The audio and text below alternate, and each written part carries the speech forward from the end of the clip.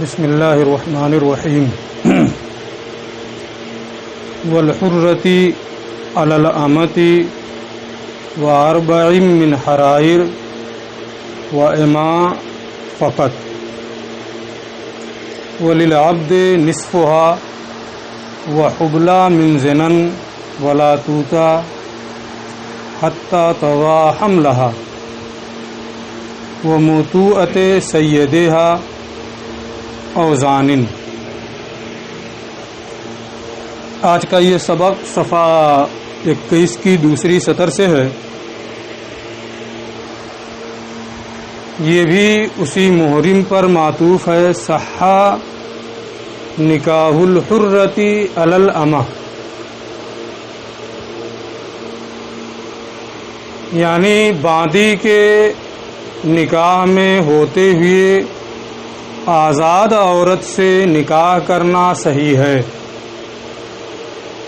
پہلے سے کسی کے نکاح میں کوئی باندی ہے، اس باندی کے ہوتے ہوئے اگر وہ یہ چاہتا ہے کہ کسی آزاد عورت سے بھی نکاح کر لے تو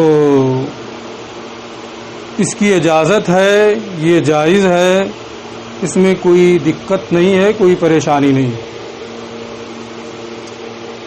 حدیث شریف میں اس کا ذکر ہے۔ واربع من حرائر، اور آزاد اور بادیوں میں سے صرف 4 عورتوں سے نکاح کرنا جائز ہے۔ اب یہ حرائر و اماء دونوں کا ذکر ہے، یعنی صرف آزاد عورتوں سے نکاح کرے تو بھی 4 سے کر سکتا ہے، صرف بادیوں سے کرے تو بھی 4 سے کر سکتا ہے، آزاد اور بادیاں دونوں نکاح میں ہوں تو بھی 4 سے زیادہ نہیں ہونا چاہیے۔ آزاد اور بادیوں میں سے صرف 4 سے نکاح کرنا جائز ہے، اس سے زیادہ کی اجازت نہیں ہے۔ آیت کریمہ کئی مرتبہ میں پڑھ چکا ہوں، فَانْكِحُوا مَا طَابَ لَكُم مِّنَ النِّسَاءِ مَثْنَىٰ وَثُلَاثَ وَرُبَاعَ۔ تو 4 عورتوں سے آزاد اور بادیوں میں سے صرف نکاح کرنا جائز ہے۔ اس میں کچھ غیر معتبر لوگ جیسے شیعہ وغیرہ نے جو 9 یا اس سے زیادہ کی اجازت دی ہے وہ بے اصل ہے، اس کی کوئی حقیقت نہیں۔ تمام علماء متفق ہیں کہ صرف زیادہ سے زیادہ 4 عورتوں سے نکاح کر سکتا ہے، اس سے زیادہ نکاح کرنے کی اجازت نہیں ہے۔ وَلِلْعَبْدِ نِصْفُهَا، اور غلام کے لیے اس کا آدھا ہے، یعنی وہ صرف بیک وقت 2 عورتوں سے نکاح کر سکتا ہے، 2 سے زیادہ سے نکاح نہیں کر سکتا۔ اس کی وجہ یہ ہے کہ نکاح کی بنیاد پر جو حلت ثابت ہوتی ہے وہ زوجین کے درمیان مشترک ہوتی ہے۔ کچھ عورت کا بھی حق ہوتا ہے اور کچھ شوہر کا بھی حق ہوتا ہے، لیکن اگر باندی نکاح میں ہو تو اس کا حق حدیث پاک کی بنیاد پر نصف ہوتا ہے۔ مثلا آزاد اور باندی دونوں نکاح میں ہے تو باری اگر مقرر کریں گے تو آزاد کے لیے 2 دن، تو اس کے مقابلے میں باندی کے لیے 1 دن۔ تو جیسے باندی کے لیے اس کے حق میں تنصیف ہو گئی ہے، اسی طریقے سے غلام کے لیے نکاح میں، کیونکہ اس میں یہ بھی ایک حق ہے نا، اس میں بھی تنصیف ہو گئی، اور اس کے لیے صرف 2 عورتوں سے نکاح کرنا جائز ہے، اس سے زیادہ کی اجازت نہیں ہے۔ تو رقیت یہ تنصیف کا سبب ہے، جیسے باندی کے حق میں تنصیف ہو گئی ہے نا، ایسے ہی غلام کے لیے، غلام بھی رق ہے نا، تو اس کے حق میں بھی تنصیف ہو جائے گی، اور 2 سے زیادہ عورتوں سے نکاح کرنا اس کے لیے صحیح نہیں رہے گا۔ وحبلى من زنا، اور زنا سے حاملہ سے نکاح کرنا صحیح ہے. یہی عبارت قدوری میں آپ نے پڑھا، یہ اس طرح پڑھی، صحّا نکاح الحبلہ من زنا. زنا سے کوئی عورت حاملہ ہو تو اس سے نکاح کرنا کیا ہے؟ صحیح ہے نا. وہیں پہ کچھ تفصیل بھی آپ کو بتائی گئی ہوگی، کچھ تفصیل یہاں پر یہ کر رہے ہیں، لیکن ساری تفصیلات نہ یہاں ہیں نہ وہاں ہیں. وہاں تو صرف صاف صاف یہ کہہ دیا گیا تھا صحیح ہے نا، باقی کوئی تفصیل نہیں تھی. پڑھانے والے نے اپنے طور پہ جو کچھ بھی بتایا ہو، یہ تھوڑی سی تفصیل کر رہے ہیں، باقی تفصیلات میں کر دوں گا. وحبلہ من زنا، اور زنا سے حاملہ عورت سے نکاح کرنا جائز ہے، اگرچہ وہ حالت حمل میں ہے نا، حمل سے ہے وہ، لیکن پھر بھی نکاح ہو جائے گا. کسی کی وہ منکوحہ نہیں ہے، کسی غیر کا حق نہیں ہے اس کے اوپر، تو نکاح ہو جائے گا. لیکن اگر ایک قید میں بڑھا رہا ہوں، جو قید یہ بڑھائے نہیں ہے نا، ولا توتا حتی تضع حملھا، لیکن اگر وہ حمل غیر ناکح کا ہے، اگر وہ حمل ناکح کے علاوہ جس نے نکاح کیا ہے اس عورت سے، حمل اس کے علاوہ دوسرے کا ہے اور نکاح دوسرے نے کیا، تو نکاح تو ہو جائے گا ہے نا. لیکن اس کے لیے، اس دوسرے کے لیے جس کا حمل نہیں ہے، اس عورت سے وطی کرنا حلال نہیں، حتی تضع حملھا، یہاں تک کہ وہ حمل جنے، بچہ جنے. تو جب تک بچے کی پیدائش نہ ہو جائے اس وقت تک اگر غیر زانی نے اس حاملہ عورت سے نکاح کیا ہے تو اس کے لیے اس عورت سے وطی کرنا حلال نہیں ہوگا. لیکن اگر وہی نکاح کر لے ہے نا، جس سے وہ حاملہ ہوئی ہے، اگر وہی اس سے نکاح کر لے تو اس کے لیے اس سے وطی کرنا بھی حلال ہے نا. یہ قید یہ نہیں بڑھائے ہیں، انہوں نے مطلق یہ ذکر کیا ہے، ولا توتا حتی تضع حملھا، وطی نہیں کی جائے گی یہاں تک کہ وہ بچہ جنے ہے نا. لیکن یہ علی الاطلاق نہیں ہے، اس میں یہ قید ہے کہ اگر وہ حمل ناکح کے علاوہ سے ہے تو ایسی صورت میں نکاح کرنے والے کے لیے اس سے وطی کرنا حلال نہیں ہوگا. اور اگر اسی کا حمل ہے تو اس کے لیے اس سے وطی کرنا بھی حلال ہے، کیونکہ جو وجہ ہے اس میں ہے نا، حاملہ عورت ہے اور تو اب اگر دوسرے کسی اور سے وہ حاملہ ہے، ناکح سے نہیں، اب اگر اس کے لیے وطی کرنا حلال ہو تو لازم یہ آئے گا کہ نسب مشتبہ ہو جائے. ممکن ہے کہ اس کے وہ جو بظاہر یہ لگ رہا تھا کہ وہ حاملہ ہے، وہ حاملہ نہ رہی ہو، اس کی بنیاد پر وہ حمل سے ہوئی ہو، تو دوسرے کے پانی کو اپنے پانی سے ملانا ہے نا، اور دوسرے کے پانی کو اپنے پانی سے سیراب کرنا لازم آئے گا، اور اس کی اجازت نہیں ہے. اور اگر اسی کا ہے تب تو یہ لازم ہی نہیں آئے گا، اور جب یہ لازم نہیں آئے گا تو اس کے لیے حلال بھی رہے گا. ولا توتا حتی تضع حملھا وموطوءۃ سیدھا، اس کی تھوڑی سی وضاحت ابھی یہ شرح میں کریں گے، اس لیے ہم یہاں وضاحت نہیں کر رہے ہیں. اور باندی کے آقا کی موطوءہ ہے نا، باندی جو ہے اس کے آقا کی موطوءہ سے نکاح کرنا صحیح ہے. کوئی آقا ہے، اس کی باندی ہے، وہ اپنی باندی سے وطی بھی کر رہا ہے، پھر وہ اپنی باندی کا نکاح کرنا چاہتا ہے تو کسی کے لیے بھی اس باندی سے نکاح کرنا صحیح ہے. او زانی، اسی طریقے سے کوئی عورت زنا کی مرتکب ہوئی ہے تو اس سے بھی نکاح کرنا صحیح ہے، اگر یہ حاملہ نہیں ہے، اگر یہ حاملہ نہیں ہے، اگر آقا کی موطوءہ باندی وہ حاملہ ہے تو نکاح ہی صحیح نہیں ہوگا. آقا کی موطوءہ باندی اگر وہ حمل سے ہے تو اس کا نکاح ہی صحیح نہیں ہوگا، یہ بعد میں صفحہ 22 پہ آئے گا. لیکن اگر زنا سے کوئی عورت حمل سے ہے تو اس سے نکاح تو صحیح ہے لیکن اس سے وطی کرنا حلال نہیں ہوگا، اور اگر حمل سے نہیں ہے تو نکاح کرنا بدرجہ اولا صحیح رہے گا۔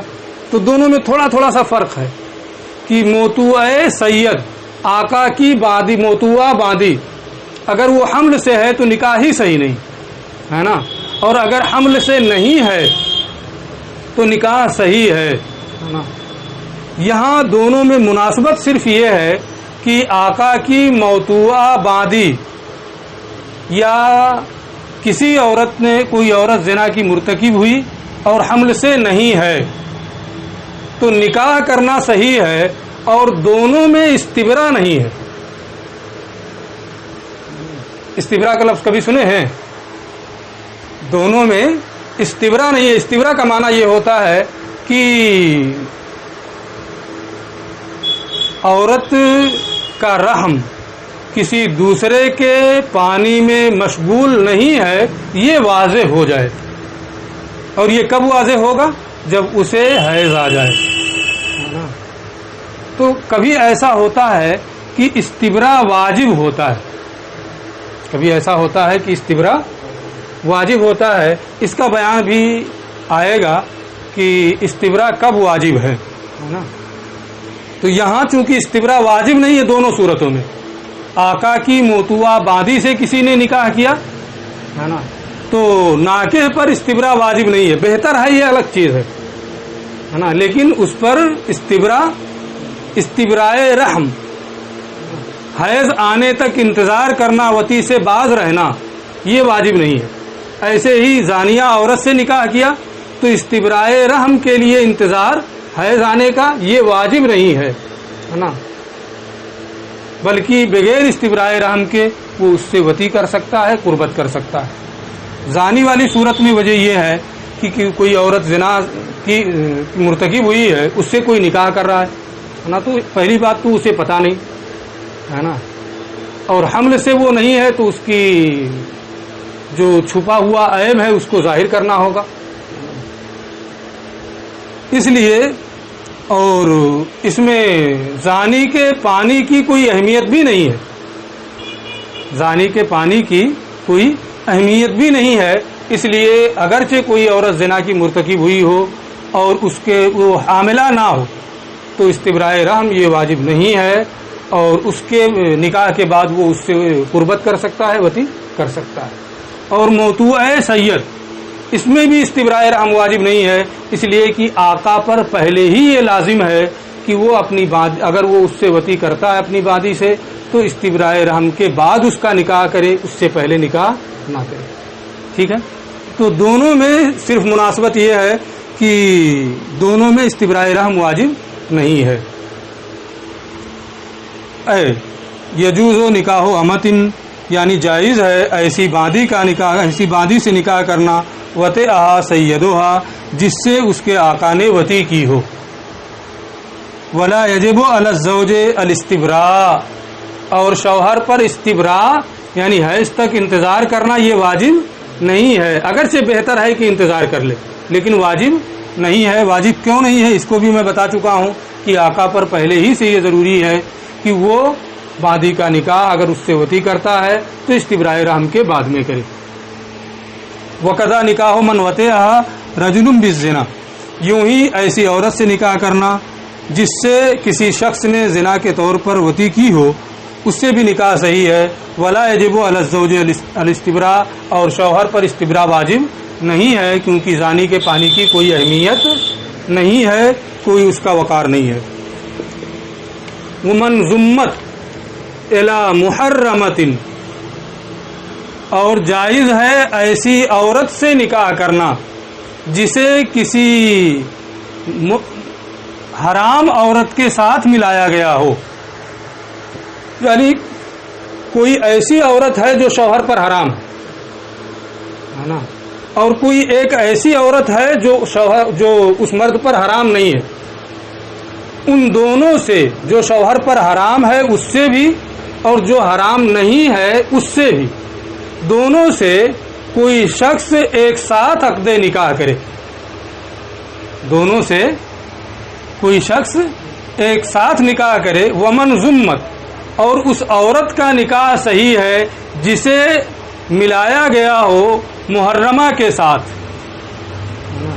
یعنی محرمہ اور غیر محرمہ دونوں سے ایک عقد میں نکاح کیا تو جو غیر محرمہ ہے وہ اس کا نکاح صحیح رہے گا، اس لیے کہ ایک کا باطل ہے، کنفرم ہے، وہ اس پر حرام ہے، تو دوسری جو ہے صحیح ہے، اس کا نکاح صحیح رہے گا، اس میں کوئی خرابی نہیں آئے گی۔ اسی کی وہ وضاحت کر رہے ہیں، اے اذا تزوج امرأتین بعقد واحد، یعنی جب کسی نے دو عورتوں سے ایک ہی عقد کے ذریعے نکاح کیا، ایک ہی عقد کے ذریعے دو عورتوں سے نکاح کیا، وَإِحْدَاهُمَا مُحَرَّمَةٌ عَلَيْهِ، ان دونوں عورتوں میں سے ایک شوہر پر حرام ہے، ان دونوں میں سے ایک شوہر پر ایک حرام ہے۔ یہاں اس پر غور کیجئے گا، جمع کرنا حرام ہے، یہ والی صورت نہ ہو کہ دونوں کو جمع کرنا حرام ہے نا، اس لیے کہ دونوں کو جمع کرنا اگر حرام ہے تو اس کا بیان پہلے ہو چکا ہے نا، کہ اگر ایک عقد میں ایسی دو عورتوں سے نکاح کیا جن دونوں کو جمع کرنا حرام ہے تو اس کا کیا حکم ہوگا، کسی سبق میں اس سے پہلے پوری تفصیل کے ساتھ اس کا حکم بیان کر چکے ہیں نا، گزرا ہے نا۔ تو یہاں یہ ہے کہ ایک حرام ہے دوسری حرام نہیں ہے نا، جمع کرنے والی صورت نہیں ہے کہ ان دونوں کو جمع کرنے کی بنیاد پر حرمت آ رہی ہے۔ وَإِحْدَاهُمَا مُحَرَّمَةٌ عَلَيْهِ، اور ان میں سے ایک شوہر پر حرام ہے، صحّ نکاح الاخری، تو دوسری کا نکاح کیا ہے، صحیح ہے، اسی کو انہوں نے کہا ہے وَمَنْ ضُمَّتْ إِلَى مُحَرَّمَةٍ، یعنی صحّ مَنْ ضُمَّتْ إِلَى مُحَرَّمَةٍ، جس عورت کو محرمہ کے ساتھ ملایا گیا اس کا نکاح کیا ہے، صحیح ہے۔ اگر اتنی ہی عبارت آ جائے تو یہی وضاحت کرنی رہے گی ہے نا، من ضمت الی محرمۃ کی وضاحت کریں ہے نا، تو یہی وضاحت جو انہوں نے کی ہے اتنا کر دینا کافی ہے۔ لا نکاح امتہ و سیدتہ والمجوسیۃ والوثنیۃ، اپنی باندی سے نکاح کرنا یا اپنی مالکن سے نکاح کرنا یہ صحیح نہیں ہے۔ اس کی وضاحت میں نے ابھی کی ہے کہ نکاح کے ثمرات جو ہوتے ہیں زوجین کے درمیان مشترک ہوتے ہیں، بہت سی چیزیں ہوتی ہیں، عورت مالک ہوتی ہے، بہت سی چیزیں ہوتی ہیں شوہر اس کا مالک ہوتا ہے، بہت سی چیزیں ہوتی ہیں دونوں کے درمیان مشترک رہتی ہیں، عورت نفقہ کا مطالبہ کرے گی، سکنا کا مطالبہ کرے گی، کپڑے کا مطالبہ کرے گی ہے نا، بہت ساری چیزیں ہوتی ہیں۔ اب اگر کوئی شخص اپنی باندی سے نکاح کرے تو باندی یہ اس کی مملوکہ ہے، اور مملوکہ اپنے مالک سے کچھ مطالبہ نہیں کر سکتی، اور منکوحہ بھی ہو گئی تو مطالبہ کرنے کا حق ہو جائے گا، اجتماع ضدین ہوگا ہے نا، اس لیے اپنی مملوکہ باندی سے نکاح کرنا صحیح نہیں ہے۔ یہی صورت اپنی مالکن سے کوئی نکاح کر لے تو غلام میں جس نے نکاح کیا وہاں دو متضاد چیزوں کا اجتماع لازم آئے گا کہ مالک بھی ہو اور مملوک بھی ہو ہے نا، اس لیے یہ نکاح صحیح نہیں ہے۔ اور مجوسیہ سے نکاح کرنا صحیح نہیں ہے، وثنیہ سے نکاح کرنا صحیح نہیں ہے۔ وخامسۃ فی عدۃ الرابعہ، اور چوتھی کی عدت میں پانچویں سے نکاح کرنا صحیح نہیں ہے۔ اس کو پوری تفصیل سے اصول الشاسی میں دوسرے صفحے ہی پہ، دوسرے اور تیسرے صفحے میں ہے نا، قدیم پرانی کتاب میں آپ نے پڑھا۔ اور چوتھی کی عدت میں پانچویں سے نکاح کرنا، اس لیے کہ چوتھی ابھی من وجہ نکاح میں، جب تک عدت میں ہے تو چار ہی سے نکاح کرنا جائز ہے۔ اگر چوتھی کی عدت میں پانچویں سے نکاح کر لے گا تو نکاح میں 5 عورتوں کو جمع کرنا لازم آئے گا، اس لیے چوتھی کی عدت میں پانچویں سے نکاح کرنا یہ صحیح نہیں ہے۔ ھذا للحر، لیکن یہ چوتھی کی عدت میں پانچویں سے نکاح کرنا یہ آزاد کے لیے ہے، غلام کے لیے، وَأَمَّا لِلْعَبْدِ، لیکن غلام کے لیے فَلَا يَجُوزُ الثَّالِثَةُ فِي عِدَّةِ الثَّانِيَةِ، تو دوسرے کی عدت میں تیسری سے نکاح کرنا اس کے لیے جائز نہیں ہوگا، کیونکہ زیادہ سے زیادہ غلام صرف 2 عورتوں سے نکاح کر سکتا ہے۔ اگر دوسرے کی عدت میں تیسری سے نکاح کرے گا تو 3 عورتوں کو نکاح میں جمع کرنا لازم آئے گا، اور یہ اس کے حق میں درست نہیں ہے۔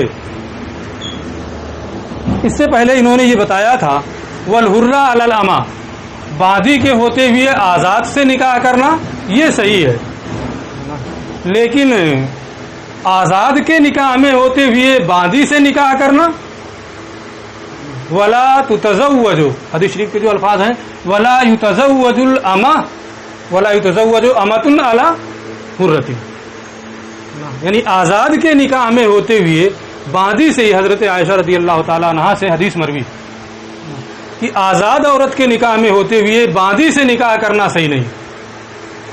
اگر آزاد نکاح میں نہیں ہے تو باندھی سے کر سکتا ہے، باندھی سے کر لیا، باندھی نکاح میں موجود ہے، آزاد سے کر سکتا ہے، لیکن آزاد عورت اگر نکاح میں ہے تو حدیث شریف میں ہے نہیں کر سکتا ہے، اس لیے آزاد عورت کے نکاح میں ہوتے ہوئے باندھی سے نکاح کرنا درست نہیں ہے۔ او فی عدتہا، یا آزاد عورت اگر عدت میں ہے تو باندھی سے نکاح کرنا صحیح نہیں ہے، ہاں وہ عدت اس کی ختم ہو جائے، پورے طور سے نکاح سے نکل جائے، اب باندھی سے نکاح کرنا صحیح ہو جائے گا۔ وحامل من سبی، وحامل من سبی، اور قید میں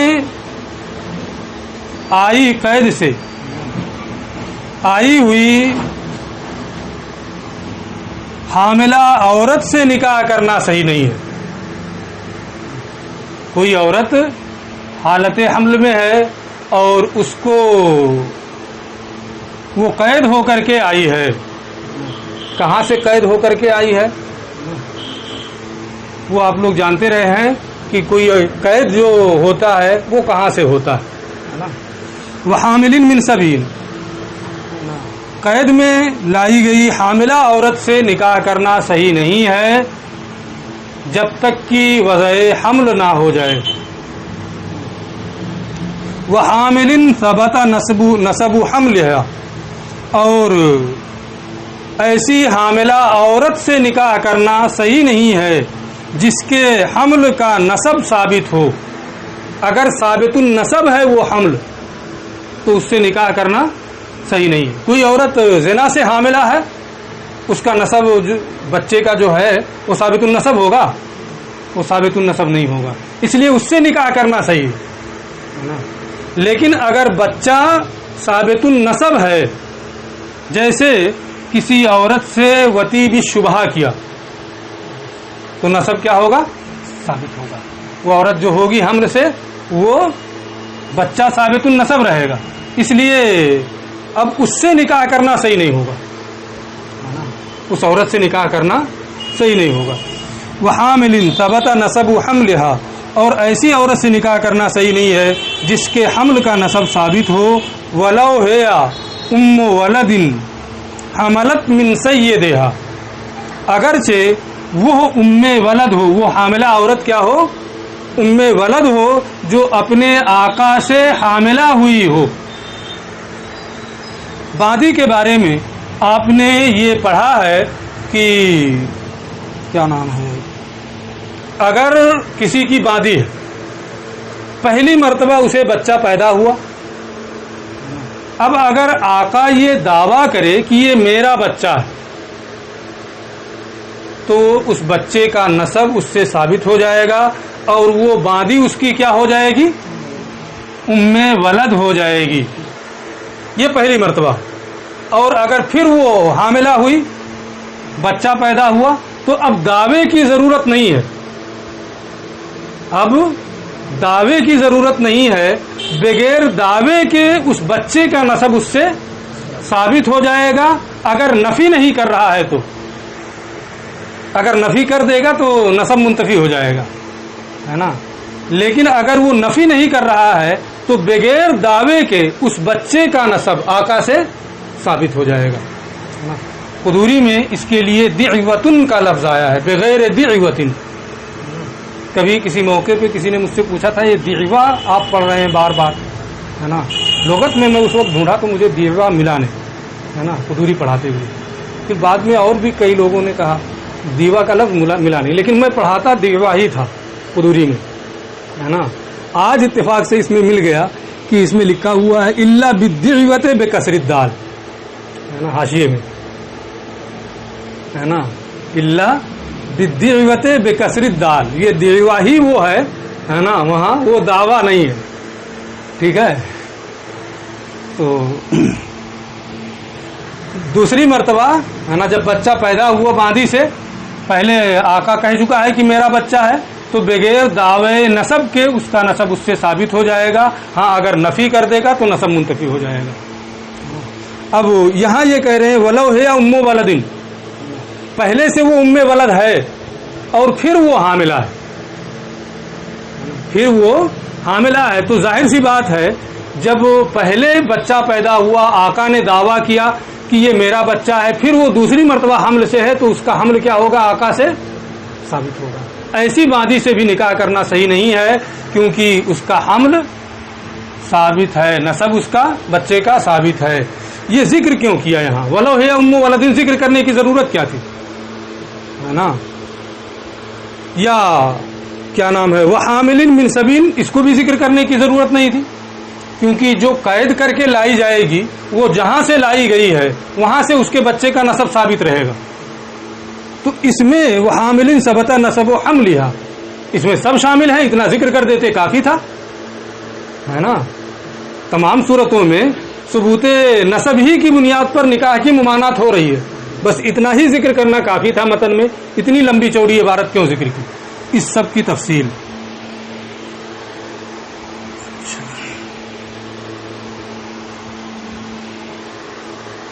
तज़व्वुजो मस्बीयतिन हामिलन या तज़व्वजा मस्बीयतन हामिलन, कैद में लाई गई हामिला औरत से किसी ने निकाह किया या निकाह करना, ला यजूज़ुन निकाह, ये निकाह सही जायज़ नहीं है। मस्बिया हामिला औरत से निकाह जायज़ नहीं है।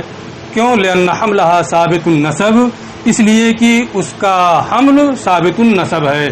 कहाँ से साबितुन नसब है? यहाँ बैन सुतूर में लिखा हुआ है। जो लोग पहले ना समझ पाए हों हमारी बात को, वो यहाँ बैन सुतूर को देख करके अपनी बात को गौर करके समझ लें, और अगर ना समझ पाए तो मुझसे राब्ता करें। वइन्नमा अफरदहा बिज़िक्र, जब ये शामिल है हामिलिन सबता नस्बो हमलेहा में, तो अलग से उसे क्यों जिक्र किया और उसे अलग से जिक्र किया?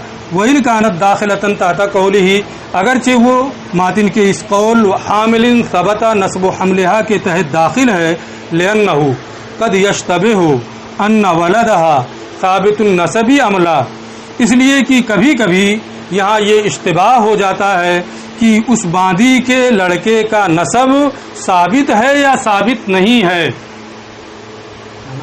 मोतू, इससे पहले ये बता चुके हैं कि मोतू ए सैयद से निकाह करना सही है ना?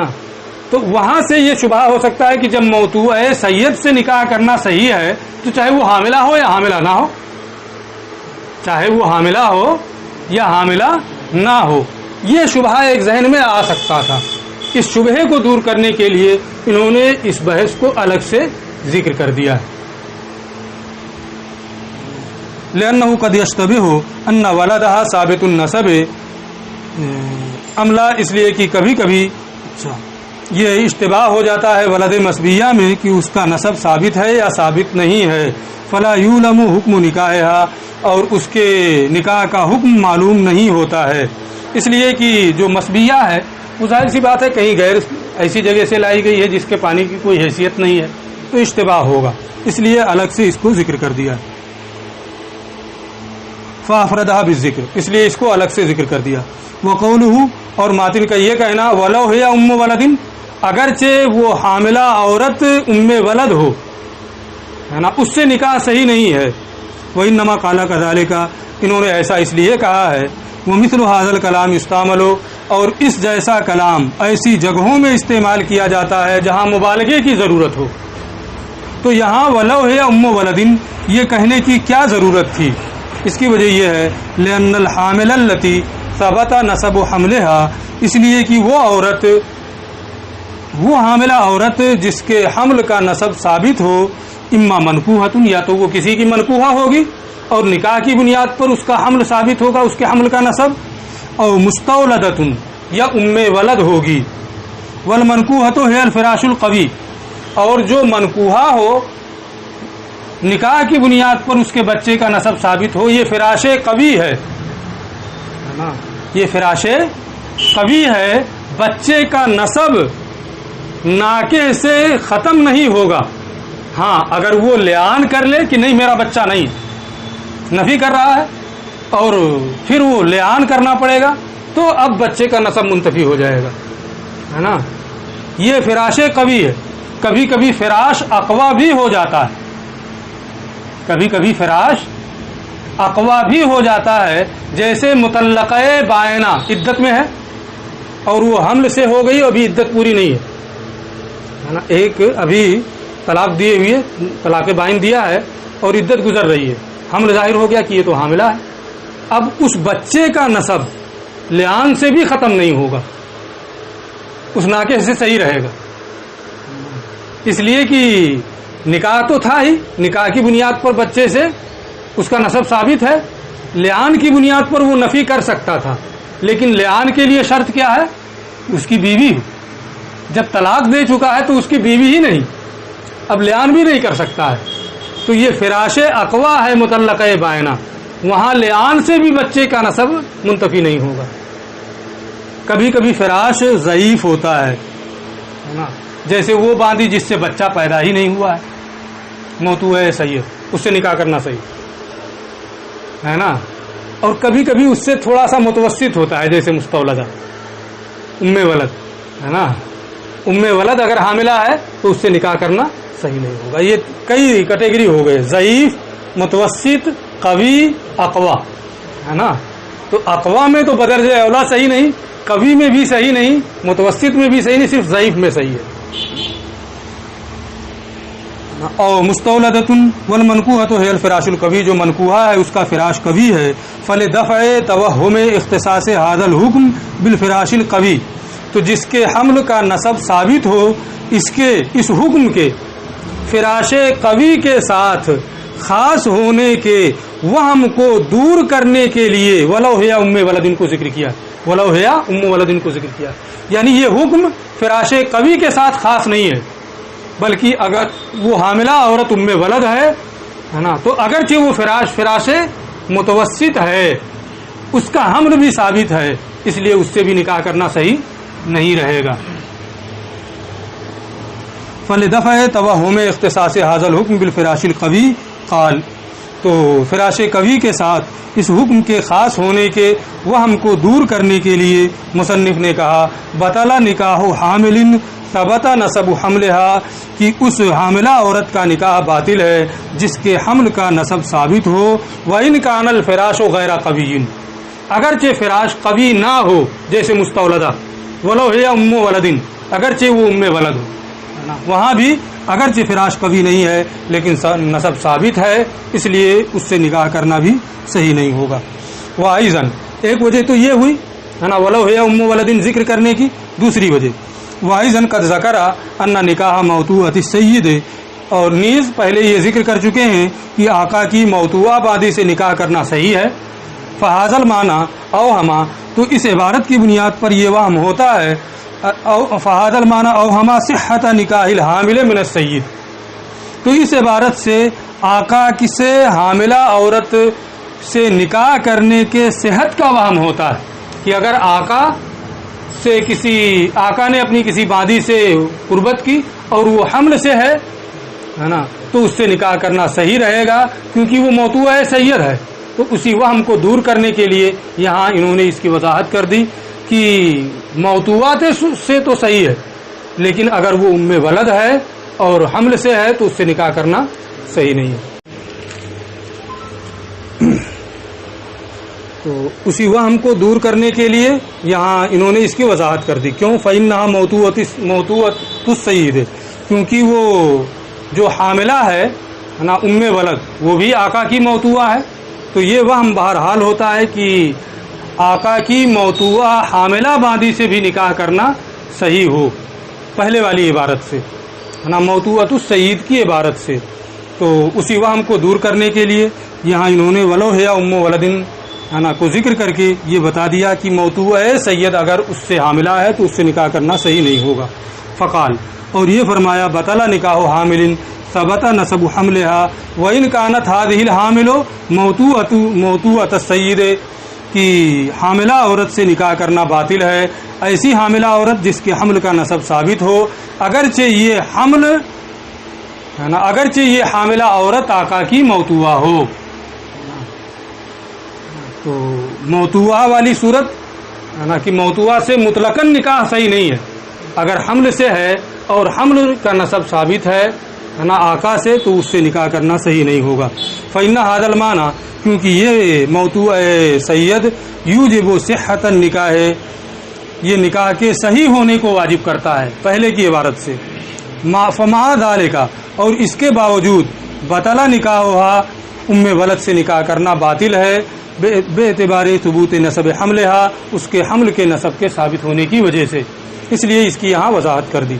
وہ نکاح المتعۃ والمؤقت نکاح متعہ بھی درست نہیں ہے نکاح موقت بھی درست نہیں ہے. قدوری پڑھتے ہوئے آپ کو یہ بتایا گیا ہوگا کہ قریب قریب دونوں کا مفہوم ایک ہے صرف لفظ کا فرق ہو جاتا ہے. اگر اتمتعوں کے ذریعے سے کوئی کہہ رہا ہے تو وہ متعہ ہے اور اگر تزوجتو بقضا الی شہرین قضا وغیرہ کہہ رہا ہے تو وہ کیا ہے موقت ہے. وہ صورت خود ہی بتا رہے ہیں. صورت المتعۃ متعہ کی صورت یہ ہے کہ کوئی یہ کہے اتمتع بک قضا مدتن بقضا من المال میں تجھ سے اتنی مدت تک اتنے مال کے ذریعے سے نفع اٹھاؤں گا 1 مہینہ 2 مہینہ سال بھر تو یہ کیا ہے متعہ ہے یہ حلال نہیں ہے نا. بعض لوگ متعہ کے ہے نا حلت کے قائل ہیں اور ان کے اس قول کا کوئی اعتبار نہیں ہے جیسے کہ روافض ہے نا.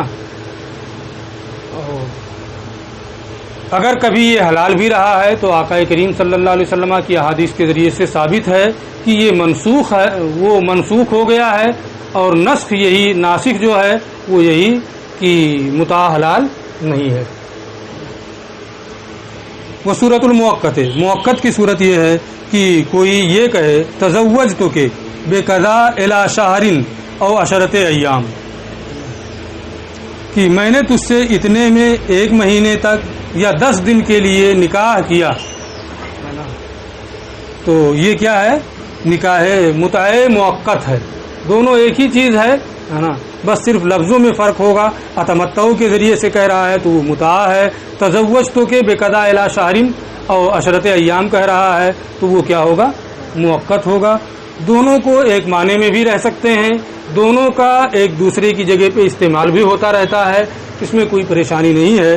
آپ ایک کو دوسری کی جگہ پہ استعمال بھی کر سکتے ہیں. متعہ کو موقت کو متعہ کہہ سکتے ہیں کوئی پابندی نہیں ہے البتہ تھوڑا سا فرق اگر رکھیں تو بہتر ہوگا.